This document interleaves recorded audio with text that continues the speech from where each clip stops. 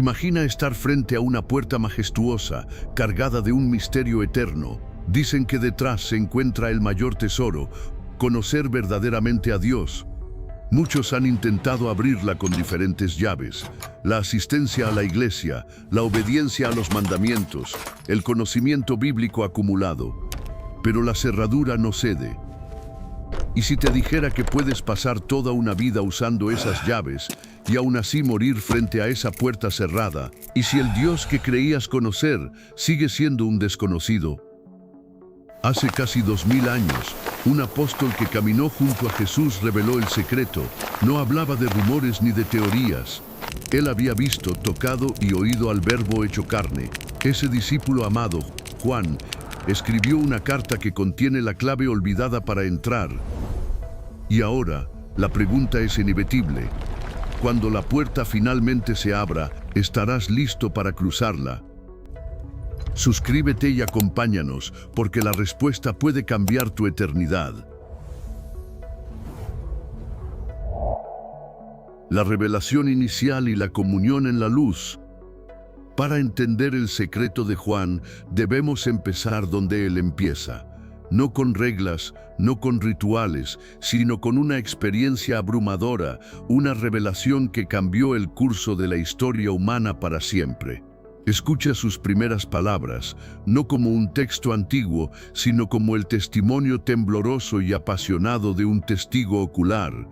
Lo que era desde el principio, lo que hemos oído, lo que hemos visto con nuestros ojos, lo que hemos contemplado y palparon nuestras manos tocante al Verbo de vida. Detengámonos aquí. Juan no dice la idea que tuvimos o el concepto que aprendimos. Él usa los verbos más físicos y sensoriales posibles: oír, ver, contemplar, palpar. Juan está gritando a través de los siglos: esto no fue un sueño, no fue una filosofía, fue real. Él oyó la voz que dijo: Lázaro, ven fuera, y vio a un muerto caminar. Él vio con sus propios ojos al que calmó la tempestad con una palabra. Contempló la transfiguración en el monte, un destello de la gloria celestial contenida en un cuerpo humano. Y lo más impactante, sus manos, las manos de un simple pescador, tocaron las manos que habían moldeado las galaxias, tocaron las cicatrices de los clavos. Él lo llama el Verbo de vida, en griego, logos. Para los filósofos griegos de la época, el logos era el principio racional, la lógica impersonal que ordenaba el cosmos. Pero Juan toma ese concepto y lo hace estallar. El logos no es un qué, es un quién. No es una fuerza, es una persona. Es la palabra misma de Dios, no solo hablada, sino vivida. Aquel que estaba con Dios y era Dios, como lo afirma en el inicio de su Evangelio, en el capítulo 1. Aquí, en su carta, lo llama la palabra de la vida, porque esta palabra no solo comunica vida, Él es la vida, la fuente de cada latido, de cada respiro, de cada átomo en el universo. El apóstol continúa: porque la vida fue manifestada, y la hemos visto, y testificamos. La vida eterna, ese misterio insondable, se hizo visible, palpable, se manifestó. Imaginen la escena: Dios, el ser infinito, invisible, cuya presencia hizo temblar el monte Sinaí, se revela no en fuego y truenos, sino en el llanto de un bebé en un pesebre, en el sudor de un carpintero en Nazaret, en las lágrimas de un hombre frente a la tumba de su amigo. Este es el primer y más grande secreto para conocer a Dios. El primer paso no lo das tú, lo dio Él. Conocer a Dios no comienza con nuestro esfuerzo por escalar una montaña para llegar a Él. Comienza con su decisión de descender de la montaña para encontrarnos en nuestro valle de sombras. La manifestación del Verbo de vida no fue una respuesta a nuestras oraciones. Fue un movimiento de amor soberano que rompió el silencio de la eternidad y se hizo carne entre nosotros, mucho antes de que supiéramos que lo necesitábamos. La verdadera espiritualidad no es un intento de ganar el favor de Dios, es una respuesta de gratitud, de asombro y de rendición a la revelación que Él nos dio gratuitamente en Cristo. Y Juan nos dice el propósito de este testimonio: os lo anunciamos para que también vosotros tengáis comunión con nosotros, y nuestra comunión verdaderamente es con el Padre y con su Hijo Jesucristo. Juan no está intentando fundar una nueva religión, no está vendiendo un sistema de creencias. Él está abriendo la puerta de una relación, de una comunión tan real e íntima como la que él mismo experimentó. Una comunión no solo con otros creyentes, sino vertical, directa, con el Creador del universo. Finalmente, revela el resultado de esta comunión. Estas cosas os escribimos para que vuestro gozo sea cumplido. El gozo verdadero, la alegría completa, no nace de las circunstancias, de la salud o de la riqueza. Nace de la certeza de haber sido alcanzado por aquel que es la vida misma. Conocer a Dios es vivir con plenitud, incluso en medio del dolor, porque esta comunión trasciende cualquier tormenta pasajera. Pero, ¿cómo se entra en esa comunión? Aquí Juan introduce el segundo pilar de su revelación. Luego de presentarnos al Verbo de la vida, Juan declara algo que actúa como un filtro, un portal que debemos cruzar para acercarnos a Él. Y es una de las frases más absolutas de toda la Biblia. Este es el mensaje que hemos oído de Él y os anunciamos: Dios es luz y no hay ningunas tinieblas en Él. Primera de Juan, capítulo 1, versículo 5. Esta no es una simple metáfora poética, es una descripción de la esencia misma de Dios. Piénsalo, ¿qué hace la luz? Primero revela. Cuando enciendes la luz en una habitación oscura, todo se ve tal como es: el polvo en los muebles, las grietas en la pared, el desorden en el suelo. La luz no juzga, simplemente muestra la verdad. Así es Dios. Su presencia revela la verdad de todo, especialmente la verdad sobre nosotros mismos. Segundo, la luz purifica. La luz del sol es uno de los desinfectantes más potentes de la naturaleza. Mata bacterias, destruye gérmenes. De la misma manera, la presencia de Dios es purificadora. El pecado no puede sobrevivir en su luz directa. Tercero, la luz guía. Es imposible caminar con seguridad en la oscuridad total. Tropezamos, caemos, nos perdemos. La luz nos da dirección, nos muestra el camino. Entender que Dios es luz cambia radicalmente cómo nos acercamos a Él. Él no tolera las sombras, las medias verdades, las hipocresías. No puedes pretender tener comunión con la luz mientras eliges vivir en un cuarto oscuro. Por eso Juan lanza esta advertencia tan severa: si decimos que tenemos comunión con Él y andamos en tinieblas, mentimos y no practicamos la verdad. Andar en tinieblas no significa necesariamente cometer los pecados más terribles. Andar en tinieblas es la vida de la apariencia, la vida del secreto.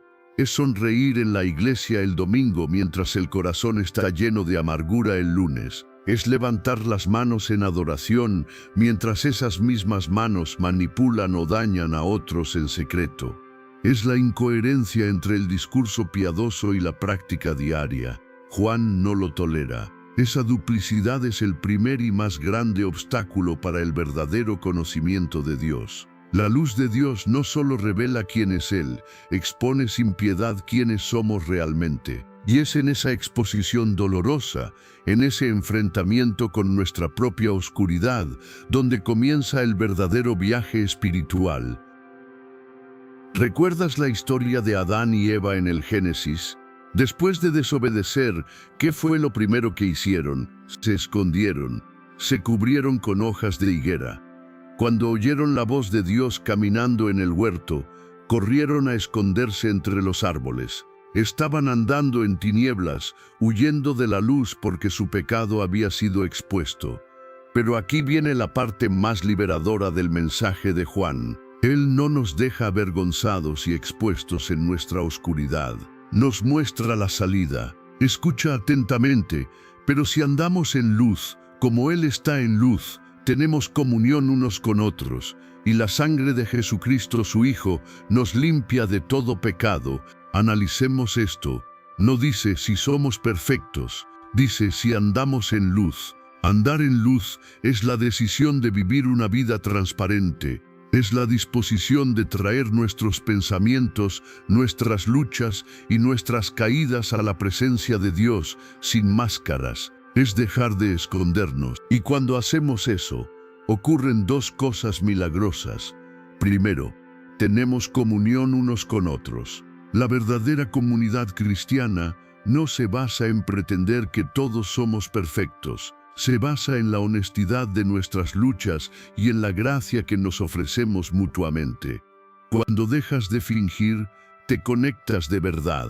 Segundo, y lo más importante, la sangre de Jesucristo, su Hijo, nos limpia de todo pecado.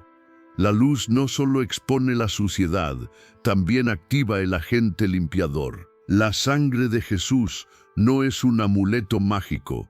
Es el símbolo del sacrificio supremo, el pago total por nuestra rebelión. Cuando caminamos en la luz, reconociendo nuestra necesidad, esa gracia limpiadora se vuelve una realidad continua en nuestra vida. Dios no exige perfección para caminar con nosotros, exige honestidad. Por eso, Juan concluye este pensamiento de una manera radical. Si decimos que no tenemos pecado, nos engañamos a nosotros mismos y la verdad no está en nosotros. La madurez espiritual, para Juan, no es la ausencia de pecado, sino la conciencia constante de nuestra necesidad de gracia. Fingir que no pecamos es el engaño más peligroso. Pero mira la promesa que sigue, una de las más bellas de toda la Escritura, en el capítulo 1, versículo 9. Si confesamos nuestros pecados, Él es fiel y justo para perdonar nuestros pecados y limpiarnos de toda maldad. Es llamar al pecado por su nombre.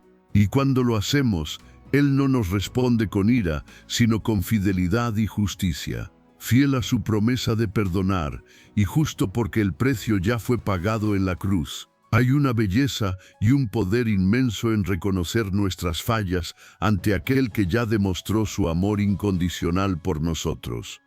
Así que el primer gran secreto es este: conocer a Dios exige la valentía de vivir a la luz. Esta luz iluminará tus caminos, pero también tus intenciones más ocultas. Exigirá rendición, pero a cambio te ofrecerá una comunión que purifica, restaura y llena tu corazón de una verdad que el mundo jamás podrá ofrecer. Porque no basta con conocer la verdad, es absolutamente necesario caminar en ella. La prueba de la obediencia y el amor fraterno. Una vez que hemos entrado en la luz, una vez que hemos experimentado el perdón a través de la confesión, el viaje no termina, apenas comienza. Juan ahora nos lleva al siguiente nivel, a la prueba de fuego que demuestra si nuestro conocimiento de Dios es real o una simple ilusión intelectual. Él presenta un nuevo hito en el camino de la fe, la obediencia, y lo hace con una franqueza que puede resultar incómoda en nuestra cultura de sentimientos y autenticidad personal.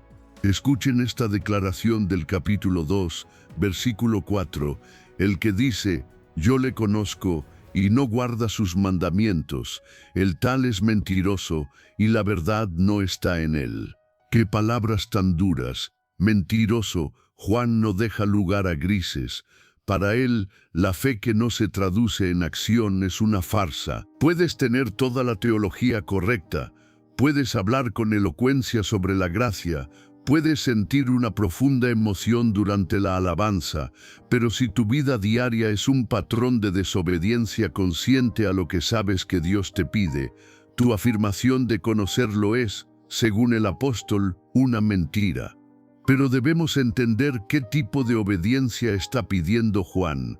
Aquí es donde muchos se desvían. No se trata de la obediencia del esclavo que cumple órdenes por miedo al castigo, Pensemos en los fariseos en tiempos de Jesús. Eran maestros de la obediencia externa, cumplían la ley al pie de la letra, diezmaban hasta la última hoja de menta, ayunaban rigurosamente, pero Jesús los llamó sepulcros blanqueados, hermosos por fuera, pero llenos de muerte por dentro. Su obediencia no nacía del amor, sino del orgullo y del miedo. La obediencia de la que habla Juan es completamente diferente. Es la obediencia del Hijo que ama a su Padre. Es una obediencia que nace de la confianza y la gratitud.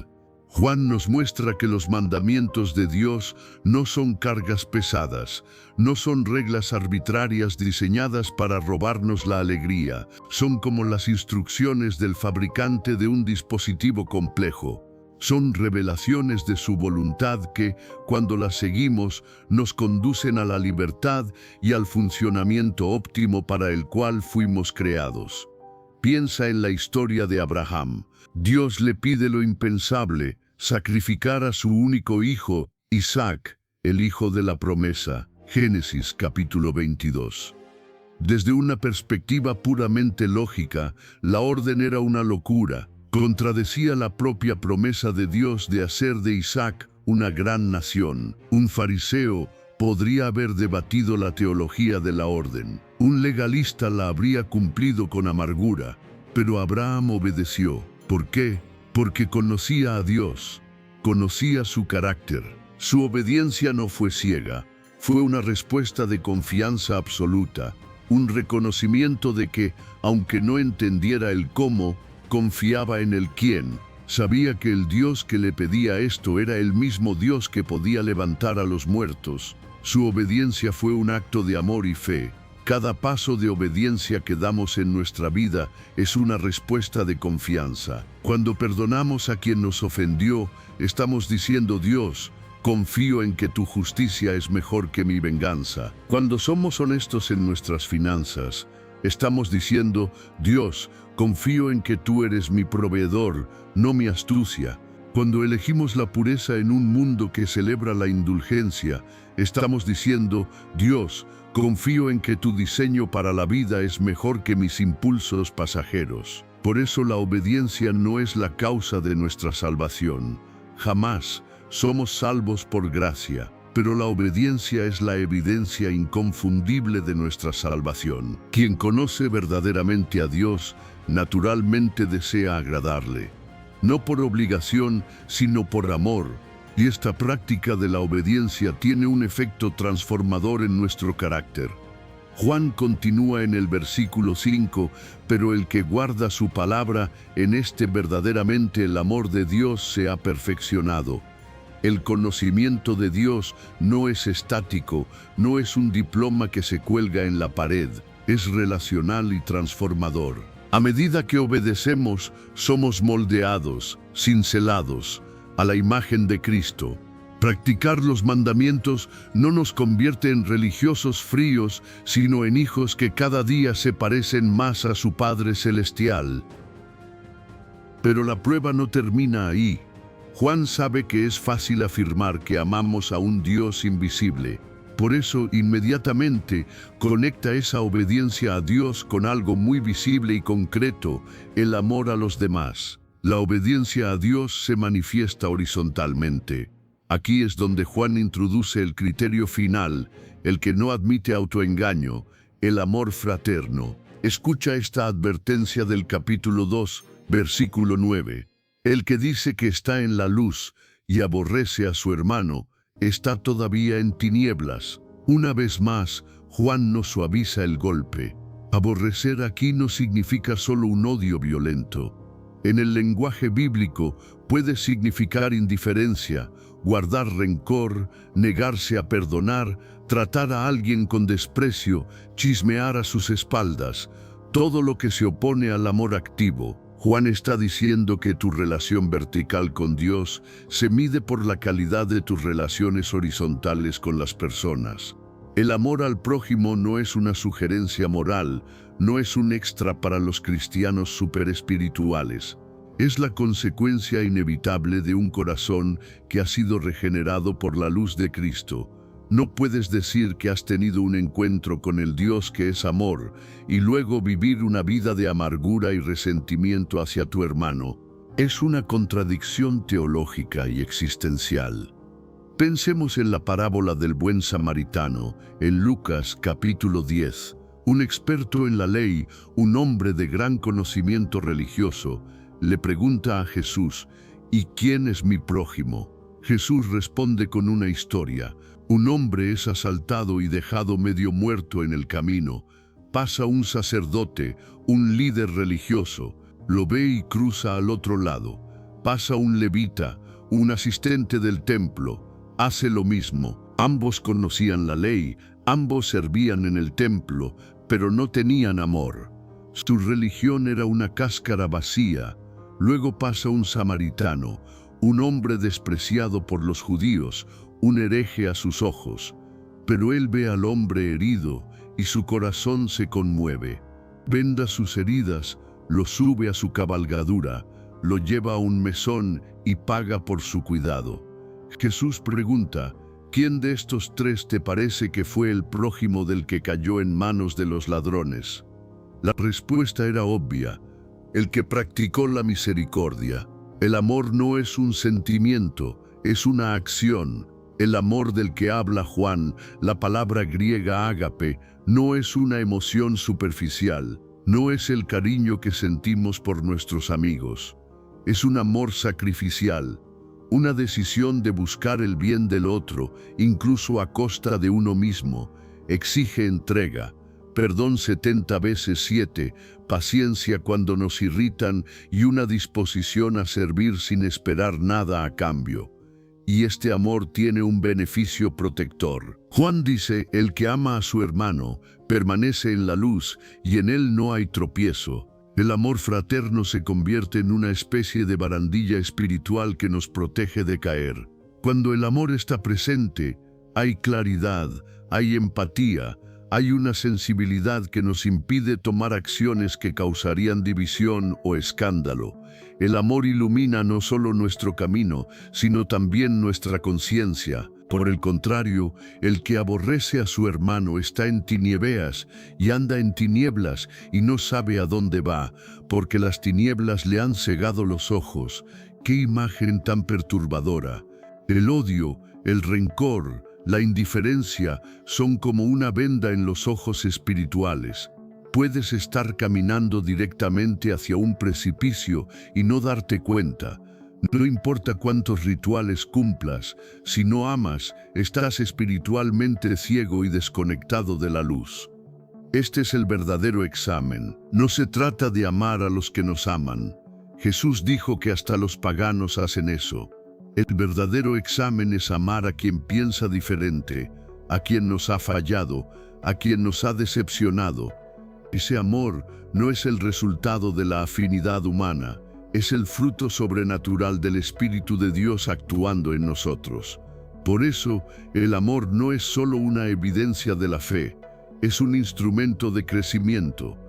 Nos obliga a confrontar nuestro ego, nuestro orgullo y nuestras heridas. Conocer a Dios entonces pasa necesariamente por la obediencia nacida del amor y se demuestra en el amor práctico hacia nuestros hermanos. No se revela en grandes discursos, sino en la llamada telefónica a quien está solo, en la comida compartida con el necesitado, en el perdón ofrecido a quien no lo merece.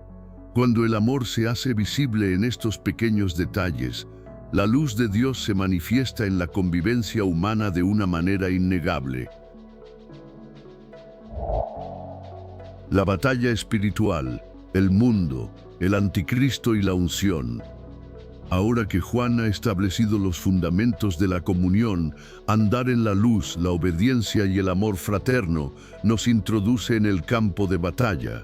Porque el camino para conocer a Dios no es un paseo pacífico por un jardín, es una guerra invisible, silenciosa, que se libra cada día en el territorio de nuestro corazón. Y el enemigo tiene un nombre: el mundo. Juan escribe con una urgencia palpable en el capítulo 2, versículo 15. No améis al mundo, ni las cosas que están en el mundo. Si alguno ama al mundo, El amor del Padre no está en él. Debemos ser muy cuidadosos aquí.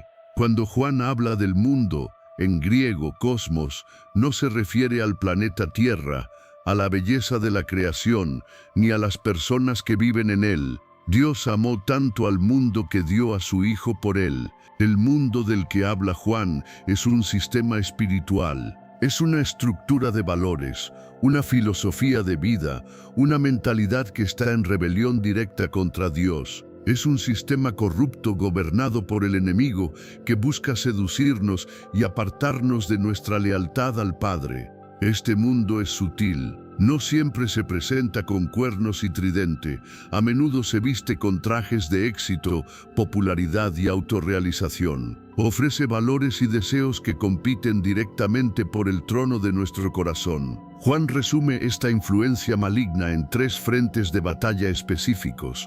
En el versículo 16, primero, la codicia de la carne. Se refiere a los deseos descontrolados de nuestro ser caído. No solo la inmoralidad sexual, sino también la gula, la pereza, la búsqueda insaciable de placer y comodidad a cualquier costo. Es la voz que susurra, si se siente bien, hazlo. Segundo, la codicia de los ojos.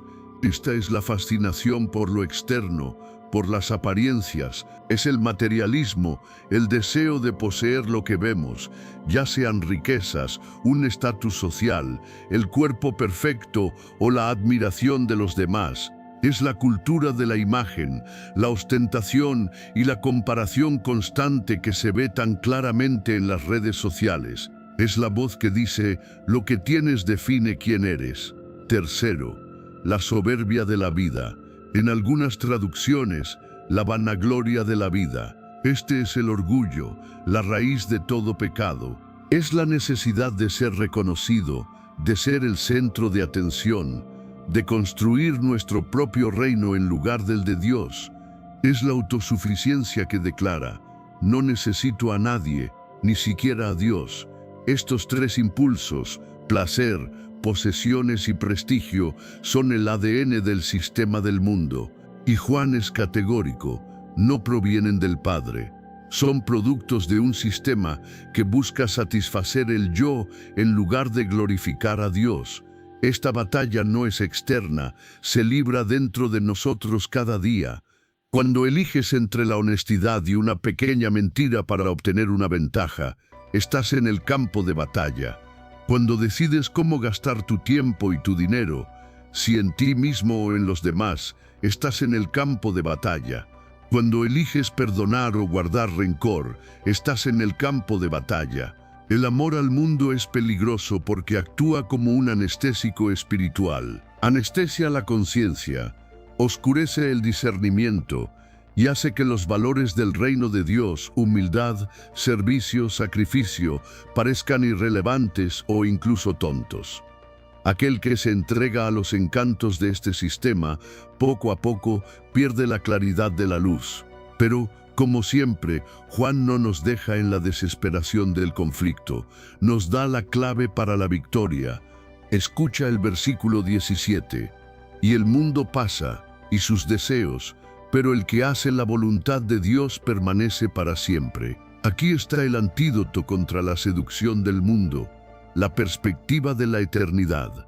El mundo, con toda su purpurina y sus promesas, es temporal. Es un desfile que pasa.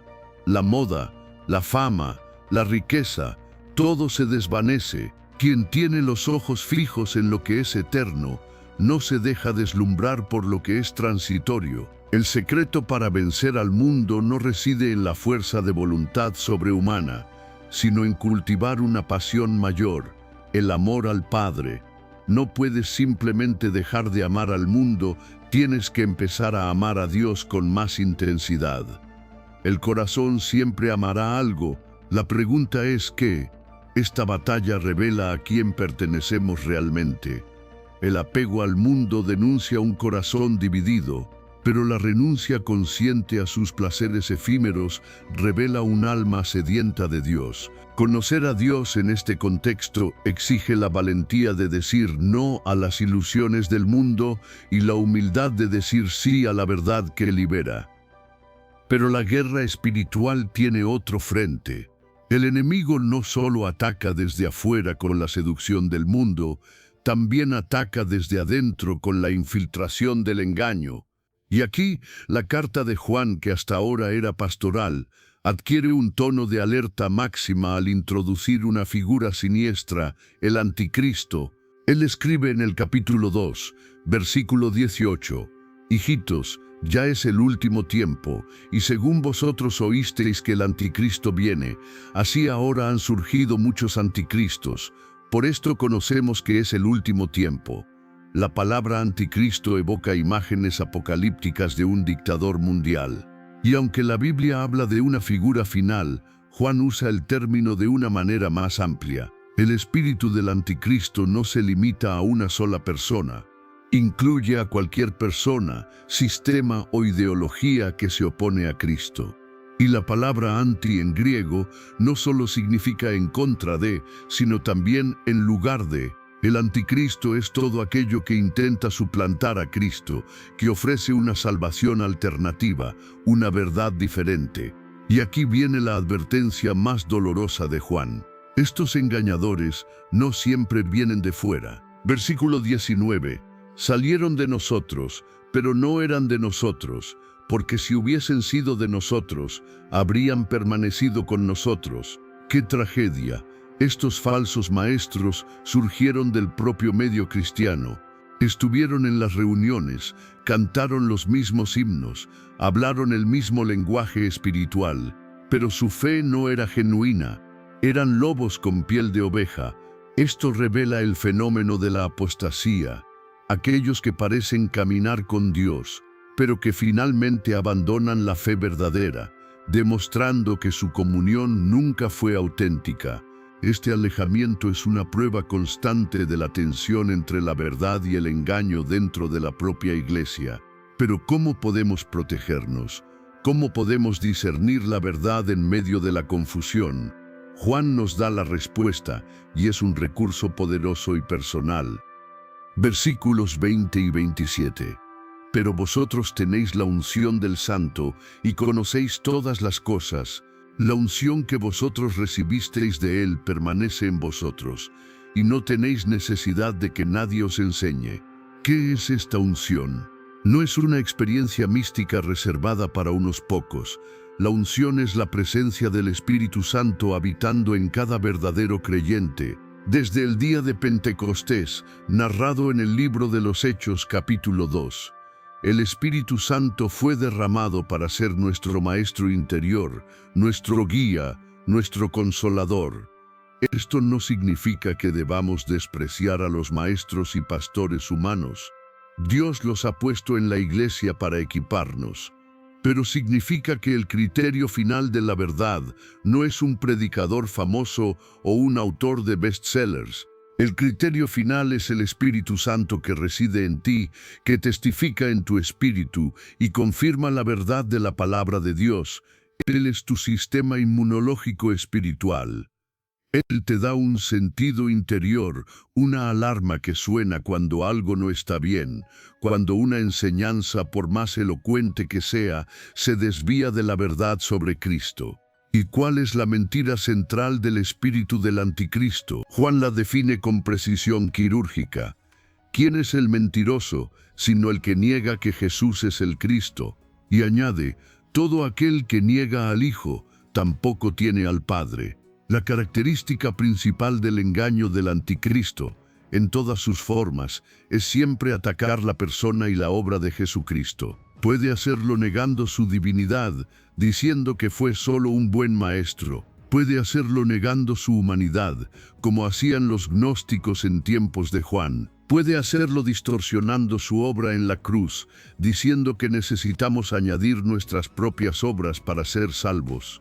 Cualquier enseñanza que disminuya, distorsione o desplace a Jesús del centro absoluto de la fe proviene del espíritu del anticristo.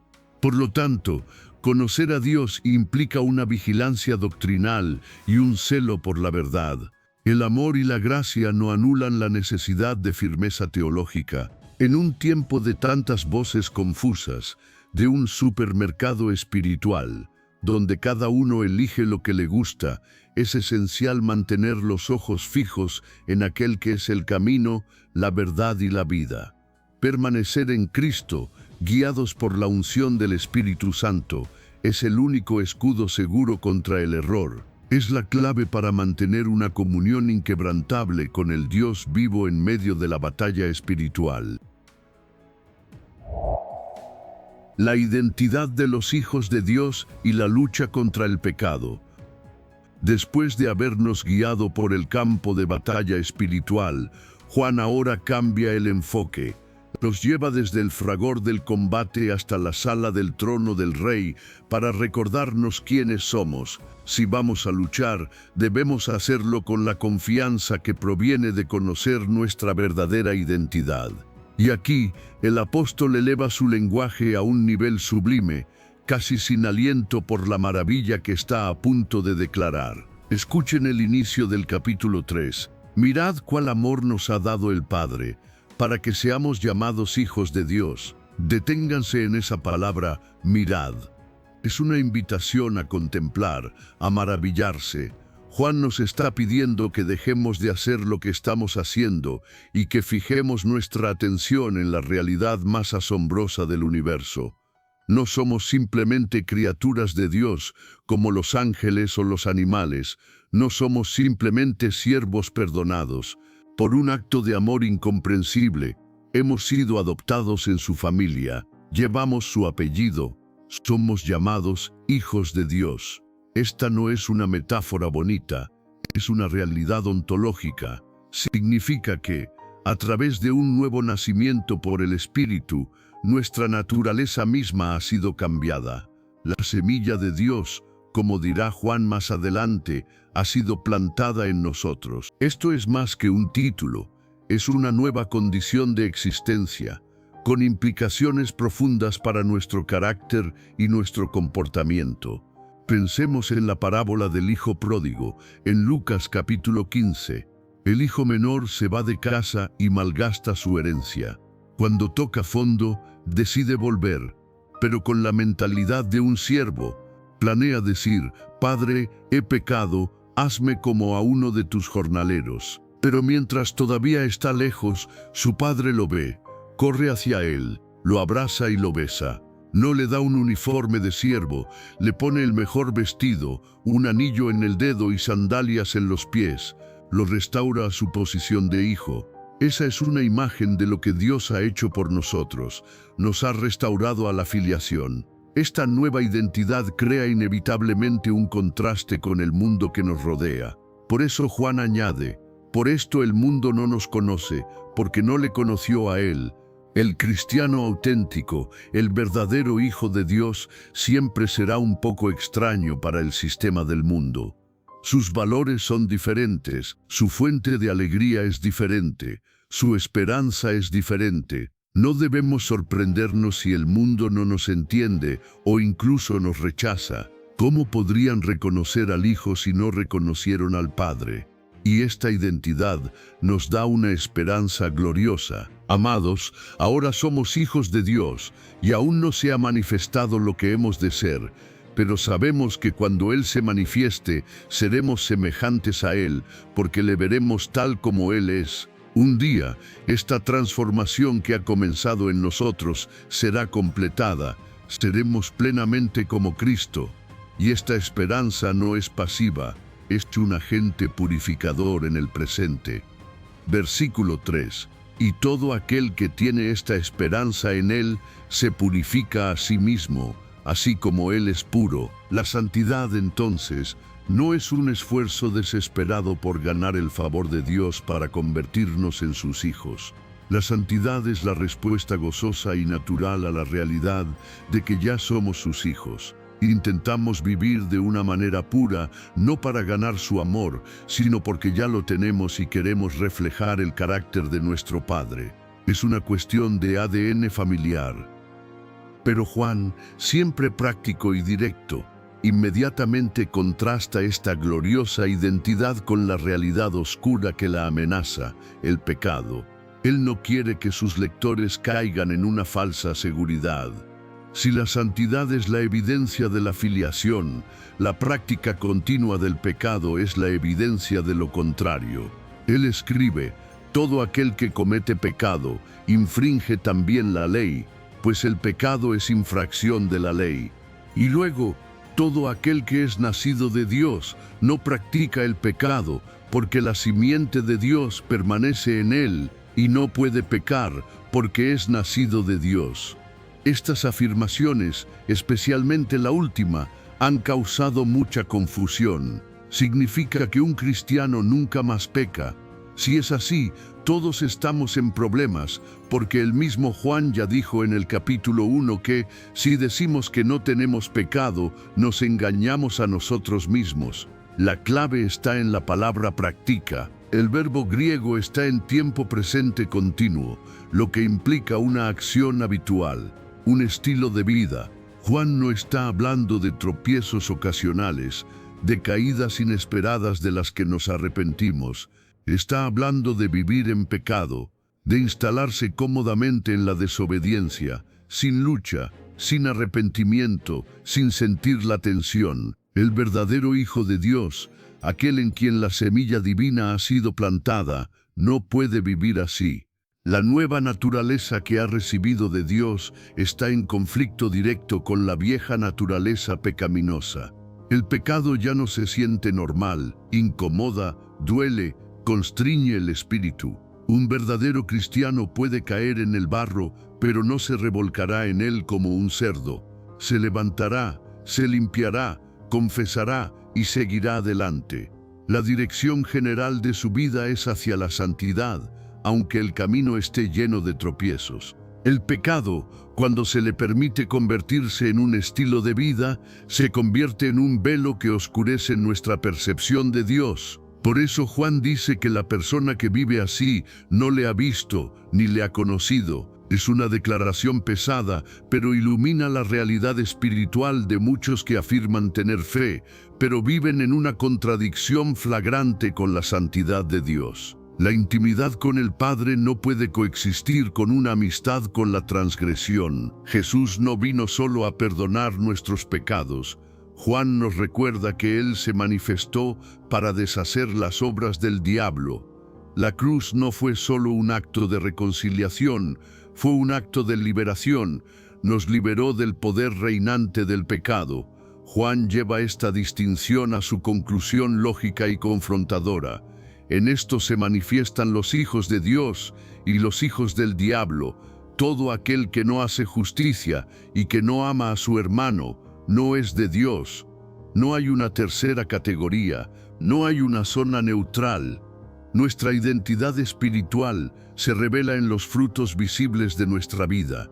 El que ama la justicia busca la santidad y practica el amor al prójimo demuestra que ha nacido de Dios. El que vive en la injusticia y en el desamor demuestra su verdadera filiación espiritual sin importar lo que sus labios profesen. Este llamado a la pureza no pretende ser una carga imposible que nos aplaste con culpa. Es el despliegue natural de quienes hemos sido tocados por la gracia y regenerados por el Espíritu. Ser hijo de Dios es llevar en nosotros la marca de un nuevo comienzo. Es vivir en función de una esperanza que purifica, de una verdad que transforma y de una luz que nunca se apaga. Cuanto más conscientes somos de esta asombrosa filiación, más nos alejamos de las tinieblas y más nos acercamos, con confianza y amor, al corazón de nuestro Padre. La esencia divina. Dios es amor. Hemos viajado con Juan a través de la luz, la obediencia y la identidad. Ahora nos lleva al corazón mismo de la revelación, a la cumbre de la montaña, desde donde se puede ver todo con una claridad deslumbrante. Aquí, Juan nos entrega la definición más profunda y revolucionaria de Dios que se encuentra en toda la Escritura. No es una de sus características, es su misma esencia. 3 palabras que lo cambian todo. En el capítulo 4, versículo 8 leemos: El que no ama no ha conocido a Dios, porque Dios es amor. Y lo repite de nuevo en el versículo 16, para que no quede ninguna duda, y nosotros hemos conocido y creído el amor que Dios tiene para con nosotros. Dios es amor, y el que permanece en amor, permanece en Dios, y Dios en él. No dice que Dios tiene amor, como si fuera una cualidad que puede aumentar o disminuir. No dice que Dios es amoroso, que es solo una parte de su carácter. La afirmación es absoluta, ontológica. Dios es amor. Todo lo que Dios hace, todo lo que Él es, fluye de esta naturaleza fundamental. Su justicia es una justicia amorosa. Su santidad es una santidad amorosa. Incluso su ira es la reacción amorosa de un ser santo contra todo lo que destruye a sus amados. Esta revelación es el lente a través del cual debemos leer toda la Biblia y entender toda la historia. Es la clave que desvela el misterio del universo. ¿Por qué la creación? Un acto de amor. ¿Por qué la redención? Un acto de amor. Juan inmediatamente conecta esta verdad teológica con la experiencia humana. El que no ama, no ha conocido a Dios. El amor se convierte en el termómetro de nuestra espiritualidad. Es el vínculo que conecta la doctrina con la vida práctica. Puedes recitar credos, puedes ganar debates teológicos, pero si no hay amor, un amor activo, sacrificial en tu vida, no has conocido realmente a Dios. Amar, más que una virtud cristiana, es la evidencia más clara de que la vida divina, la naturaleza misma de Dios, habita en nosotros. Pero, ¿qué es este amor? El mundo usa la palabra amor para describir todo, desde el gusto por el helado hasta la pasión romántica. Juan no deja esta definición a nuestra imaginación. Él apunta al evento histórico que define el amor para siempre. Versículo 9 y 10. En esto se mostró el amor de Dios para con nosotros, en que Dios envió a su Hijo unigénito al mundo, para que vivamos por él. En esto consiste el amor, no en que nosotros hayamos amado a Dios, sino en que Él nos amó a nosotros y envió a su Hijo en propiciación por nuestros pecados. Aquí está la definición divina del amor. Primero, es un amor iniciador. Él nos amó a nosotros primero. No fue una respuesta a nuestra bondad o a nuestro amor por Él. Él amó cuando éramos sus enemigos, cuando éramos indiferentes, cuando estábamos en rebelión. Segundo, es un amor sacrificial. Envió a su Hijo. Entregó lo que tenía de más precioso, su único Hijo. El amor verdadero siempre implica un costo. Tercero, es un amor práctico. No se quedó en un sentimiento en el cielo. Se manifestó en una acción concreta en la historia, la encarnación y la cruz. Cuarto, es un amor redentor. El propósito no fue solo una demostración de afecto, sino en propiciación por nuestros pecados. La palabra propiciación es profunda. Significa que el sacrificio de Cristo satisfizo la justa ira de Dios contra el pecado. Apagó el fuego de su justicia para que su amor pudiera fluir libremente hacia nosotros. Conocer este amor, el amor de la cruz, no es algo que se aprende en un libro, es algo que se experimenta y que nos marca para siempre. Y cuando este amor es verdaderamente comprendido, genera una respuesta inevitable. Versículo 11. Amados, si Dios nos ha amado así, debemos también nosotros amarnos unos a otros. Aquí está el corazón del cristianismo práctico. Nuestra vida debe ser un reflejo del carácter de Dios. Y como Dios es amor, la marca distintiva de sus hijos debe ser el amor. Amar como Él nos amó. Un amor que toma la iniciativa, que se sacrifica, que perdona, que restaura. Por nuestras propias fuerzas, esto es imposible, pero por la acción de su Espíritu en nosotros, el amor de Dios puede fluir a través de nosotros. El amor se convierte no solo en una respuesta, sino en nuestra misión. Y este amor tiene un poder extraordinario, echa fuera el miedo. En un mundo plagado de ansiedad, inseguridad y temor, Juan nos ofrece el único antídoto verdadero. Escuchen esta poderosa verdad del capítulo 4, versículo 18. En el amor no hay temor, sino que el perfecto amor echa fuera el temor, porque el temor lleva en sí castigo, de donde el que teme no ha sido perfeccionado en el amor. ¿De qué temor está hablando Juan? No del respeto reverente a Dios. Está hablando del miedo paralizante del esclavo ante un amo cruel, el miedo a la condenación, a no ser lo suficientemente bueno, al juicio. Este miedo nace de una relación con Dios basada en el mérito y el desempeño. Es el miedo de Adán escondiéndose en el jardín, pero cuando comprendemos y experimentamos la profundidad del amor de Dios, un amor que no se basa en lo que hacemos, sino en quién es Él y lo que Cristo hizo, ese miedo se disuelve, es reemplazado por la confianza de un Hijo amado. Juan dice que esto nos da confianza en el día del juicio, no por arrogancia, sino porque nuestra seguridad no descansa en nuestra perfección, sino en la suya. Descansamos en su fidelidad. Si todavía vives con un miedo constante a Dios, a su castigo, a perder su favor, Juan te diría con amor que aún no has sido perfeccionado en el amor. Es una invitación a ir más profundo, a meditar en la cruz, a permitir que la verdad de su amor incondicional sane las raíces de tu miedo. Conocer a Dios es sumergirse en este océano de amor y permitir que transforme cada área de tu vida. Es abandonar los criterios humanos de justicia y mérito y adoptar la lógica de la cruz, donde el amor cubre multitud de pecados, donde este amor habita, Dios habita, y donde Dios habita, el miedo no puede permanecer. La victoria de la fe y la vida en oración. Después de haber escalado la cumbre del amor de Dios, Juan nos equipa para el descenso de regreso al valle de la vida diaria, donde las batallas continúan. Nos ha mostrado que el amor es el carácter de nuestra nueva naturaleza, pero ahora nos presenta el arma con la que luchamos y vencemos, la fe. Con una declaración triunfante, escribe en el capítulo 5, versículo 4. Porque todo lo que es nacido de Dios vence al mundo, y esta es la victoria que ha vencido al mundo, nuestra fe. Este es un grito de guerra, un himno de resistencia y esperanza. La fe no es, para Juan, un simple asentimiento intelectual a un conjunto de doctrinas. No es un optimismo vago.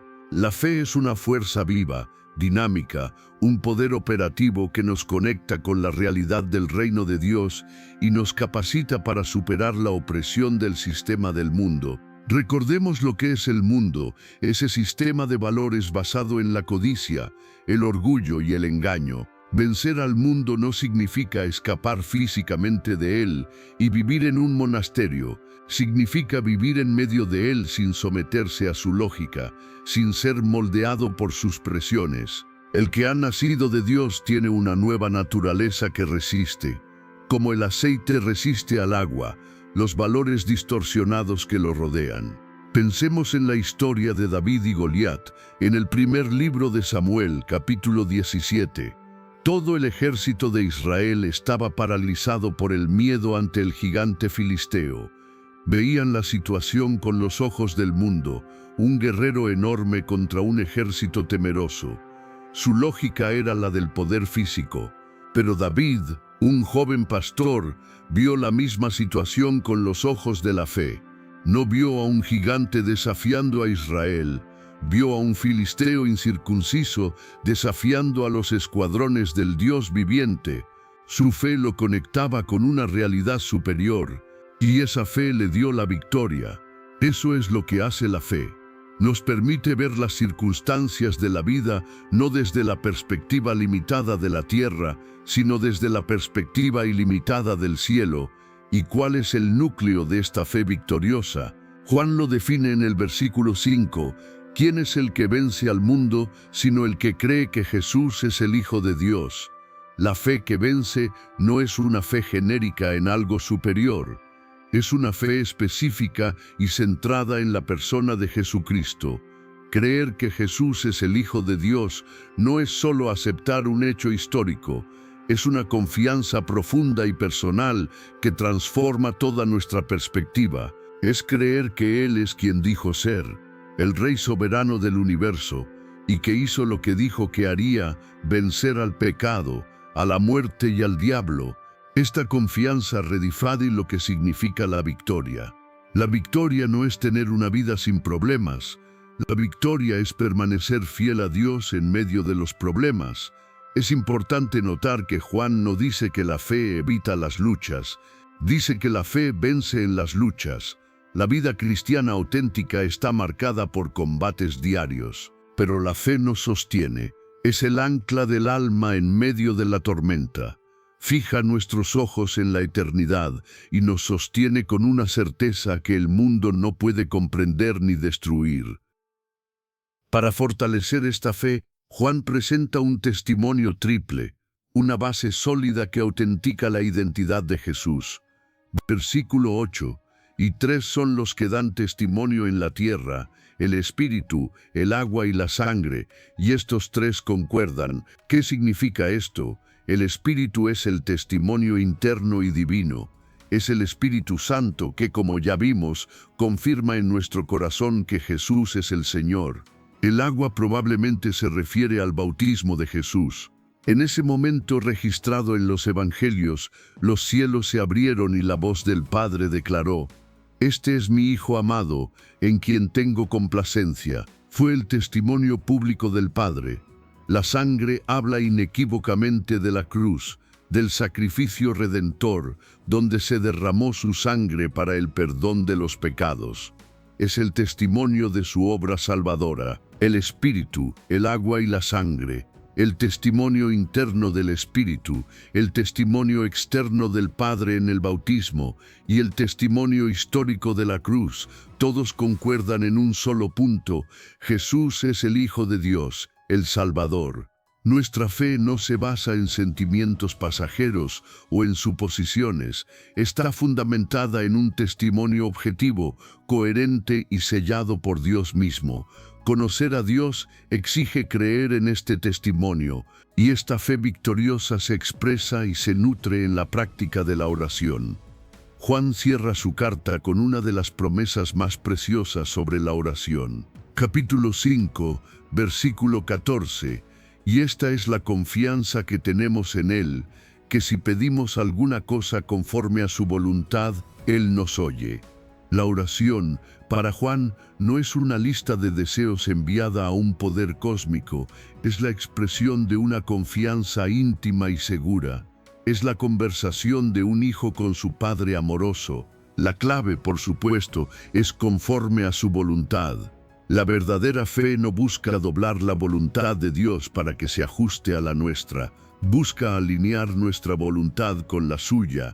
¿Y cómo conocemos su voluntad?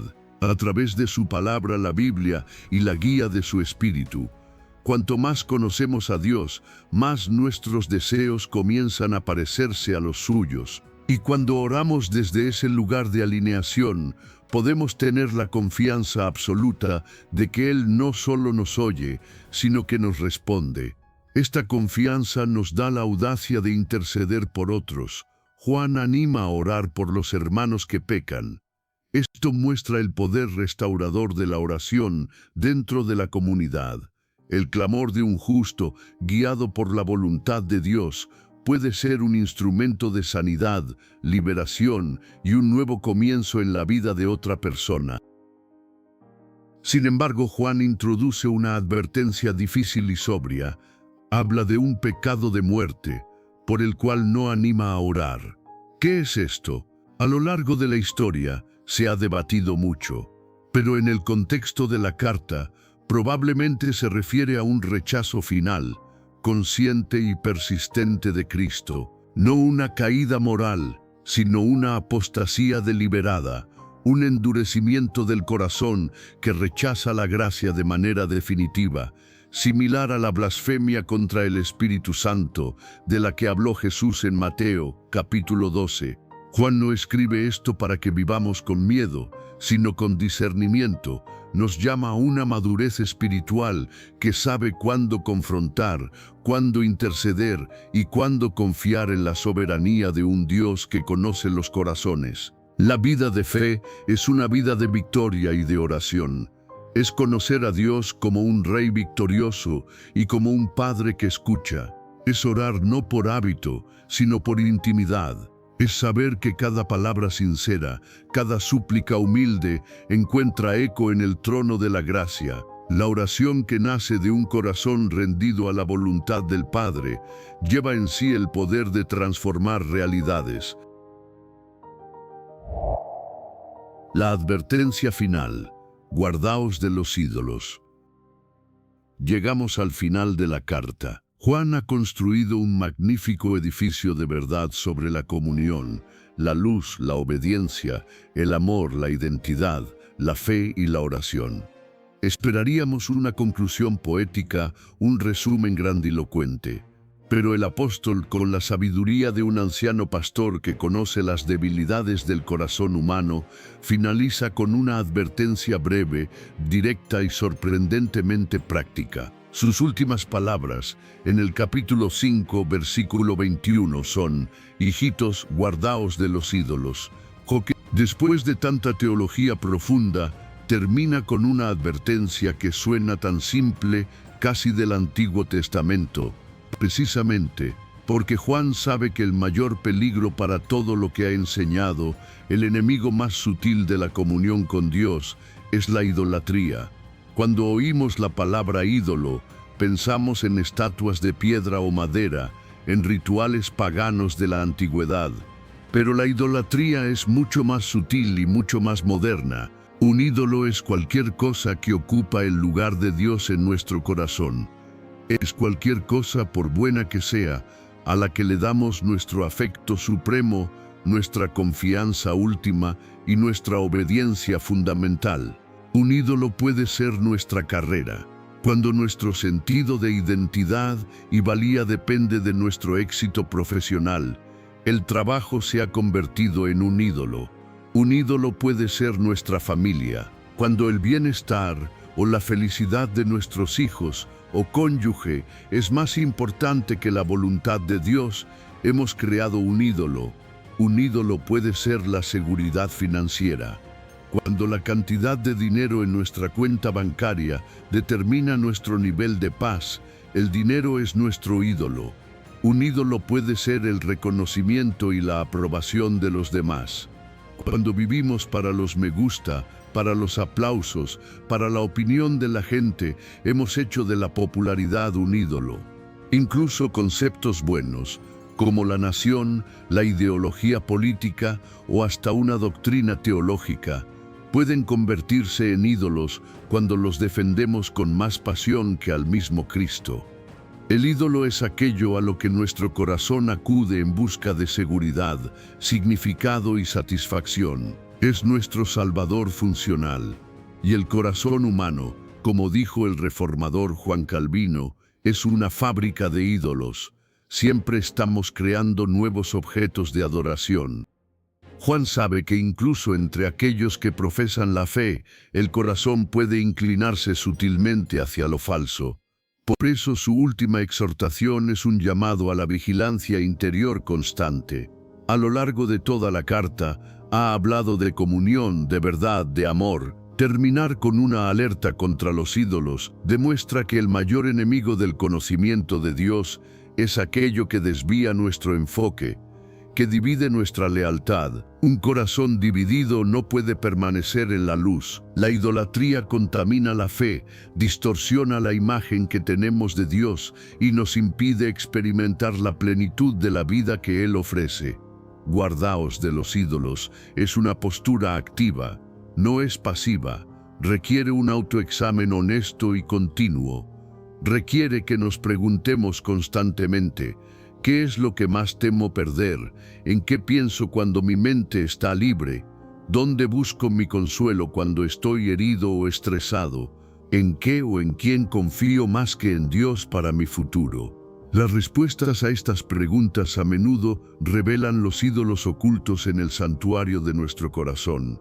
Este proceso de purificación interior es la tarea de toda una vida, pero es esencial para una comunión verdadera. Conocer a Dios exige exclusividad de afecto y fidelidad de espíritu. La carta de Juan termina con este llamado porque todo su contenido apunta a una vida totalmente centrada en Dios. Una vida donde Cristo es suficiente, donde el amor es puro, donde la verdad es preservada. Guardarse de los ídolos es, en última instancia, proteger el tesoro de nuestra comunión con el Padre, el Hijo y el Espíritu Santo. Es la clave final que mantiene el corazón libre, la fe viva y el alma firmemente anclada en el único Dios verdadero y la vida eterna. Hemos viajado a través de las palabras de un anciano apóstol y hemos descubierto que conocer a Dios es mucho más que una religión, es una realidad viva, una relación transformadora. Hemos aprendido que todo comienza con su revelación en Cristo, el verbo de vida que podemos tocar y conocer. Para entrar en esa relación debemos caminar en la luz de la honestidad y la verdad, permitiendo que su gracia nos limpie continuamente. La prueba de que caminamos en esa luz se manifiesta en una obediencia que nace del amor y en un amor fraterno que se traduce en acciones concretas de servicio y perdón. Esta es la marca inconfundible de nuestra identidad como hijos de Dios. En nuestro camino enfrentaremos una batalla espiritual contra el sistema del mundo y el engaño del espíritu del anticristo, pero estamos equipados con la unción del Espíritu Santo que nos guía y nos protege. Nuestra victoria en esta batalla se logra por la fe en Jesús, el Hijo de Dios, una fe que nos sostiene en las pruebas y se expresa en una vida de oración confiada. Y el corazón de todo, la verdad que lo ilumina todo, es que Dios es amor, un amor perfecto que echa fuera todo temor. Finalmente, se nos recuerda que debemos proteger esta preciosa comunión, guardando nuestros corazones de los ídolos que constantemente compiten por el trono de nuestra vida. Este es el mensaje de Juan, un mensaje que no ha perdido su poder en 2000 años. Es un llamado a examinar nuestras vidas, a preguntarnos si las llaves que hemos estado usando son las correctas. ¿Estamos simplemente practicando una religión o estamos verdaderamente conociendo al Dios vivo? La puerta sigue ahí, la invitación sigue abierta. La verdad ha sido revelada. Tú, que has escuchado hasta el final, que quizás has sentido el eco de estas verdades en lo profundo de tu ser, sabes el valor de una revelación que transforma de adentro hacia afuera. El viaje para conocer a Dios es el viaje más importante de tu vida. Si este mensaje te ha tocado de una manera especial, si ha encendido una luz en un lugar oscuro de tu corazón, no lo guardes para ti. Compártelo con alguien que necesite escucharlo. A veces, una palabra de verdad compartida en el momento adecuado puede cambiar un destino. Y nos encantaría saber de ti. Deja tu comentario abajo. ¿Qué parte de este viaje a través de la primera carta de Juan resonó más contigo? Tu experiencia, tu lucha, tu descubrimiento puede ser exactamente el faro de esperanza que otra persona necesita leer hoy. Y por supuesto, si aún no lo has hecho, te invitamos a suscribirte. Este no es solo un canal, es una comunidad de peregrinos, de buscadores de la verdad que como tú, anhelan conocer a Dios de una manera más profunda y real. Únete a nosotros en este viaje. Que la luz, el amor y la verdad del Dios revelado en Jesucristo llenen tu vida, hoy y siempre.